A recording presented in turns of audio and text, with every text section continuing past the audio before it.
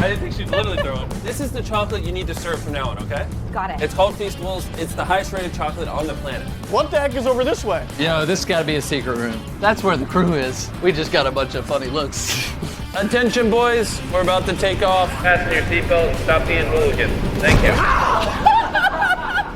Typically, what kind of people fly on a plane like this? Business people? How do my dumb friends compare?